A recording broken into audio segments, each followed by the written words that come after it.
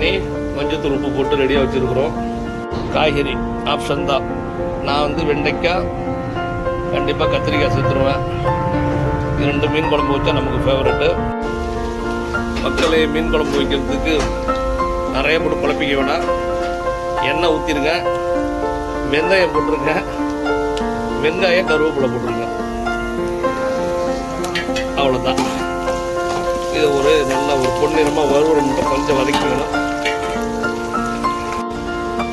Hello மக்களே, இது பாருங்க, வெங்காயம் தக்காளியும் மிக்சியில் ஒரு ஓட்டு ஓட்டியிருக்கிறேன். இது அப்படி இதில் கலக்கிறோம். அப்படி போட்டு ஏன்னா கிரேவி கிடைக்கிறதுங்க.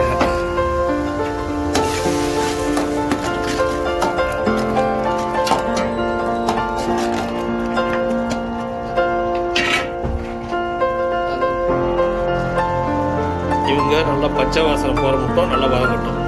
அந்த வெங்காய வாசனைலாம் போகிற மட்டும் வதங்கட்டும். ஒரு 5 நிமிஷம் வதங்கட்டும். அதுக்கப்புறம் மசாலா சேர்க்கலாம். புளி தண்ணி வச்சுருக்கோம். இதில் தான் நம்ம மசாலா கறக்கி போடுறோம். சரிங்களா? என்னென்ன போடுறோம்?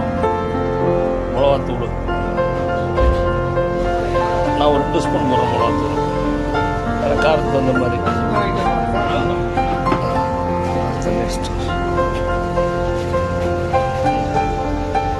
நல்லா புளிக்க.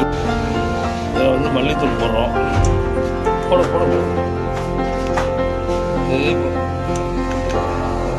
இது 100 கிராம் கணக்கு. ஏன்னா 10 பேர் குழம்பு வைக்கிறதுனால 100 கிராம் இந்த மல்லித்தூள் எடுத்து போடுறோம். அதில் மிளகாத்தூள் சேர்த்துக்கிறோம். அழகாக கரைச்சிட்டோம். மல்லித்தூள், மிளகாத்தூள், ஜீரகத்தூள் புளி தண்ணியில் கரைச்சி வச்சுருக்கோம். அவ்வளோதாங்க. இதில் வந்துங்க அந்த குழம்பு நல்லா கலர்ஃபுல்லாக வரத்துக்கு மிளகாத்தூள் 1 ஸ்பூன் சேர்த்துருக்கோம். அப்போ தான் வந்து குழம்பு கிளைமேக்ஸில் அழகாக மினு இருக்கும்.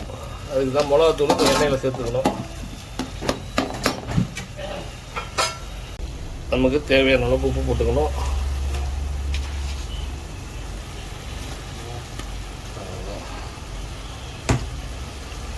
நம்ம அடுத்தது சேர்த்து மக்களை கத்திரிக்காய் கொட்டுங்க. அப்படியே எண்ணெயிலே வதக்கிடணும். வெண்டிக்காய் இதெல்லாம் ஆப்ஷன் தான். சில பேர் போடுவாங்க, ஆனால் எங்கள் ஊர் நாங்கள் போடுவோம். இங்கே கும்பல் அதிகமாக இருக்கிறதுனால காய்கறிலாம் போடுறோம். மீன் குழம்புக்கு இதெல்லாம் தேவையில்லை, இருந்தால் மட்டும்தான். ஓகே, போட்டுட்டு இந்த இதிலே வதக்கி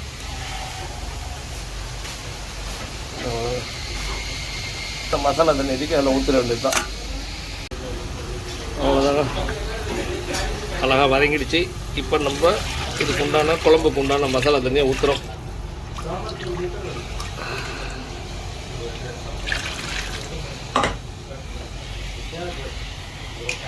இவ்வளோதாங்க மீன் குழம்பு வைக்கிற மெத்தட். ரொம்ப ஈஸி. மீன் சுத்தம் பண்ணுறது மட்டும் தான் கஷ்டம்.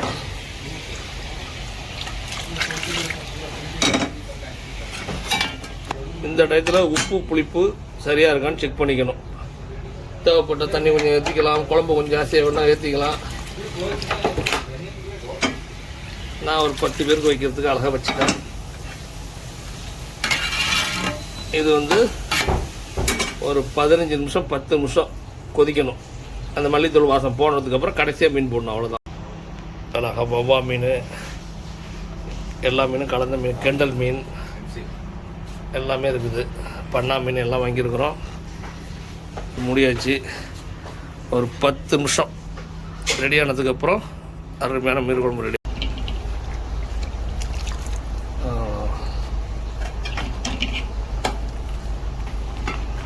தேங்காய் பால் இதுவும் ஆப்ஷன் தான்.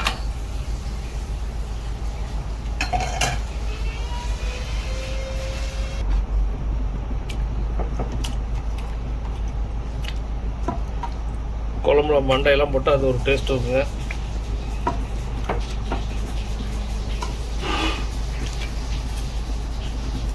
எல்லா மீனும் போட்டாச்சு.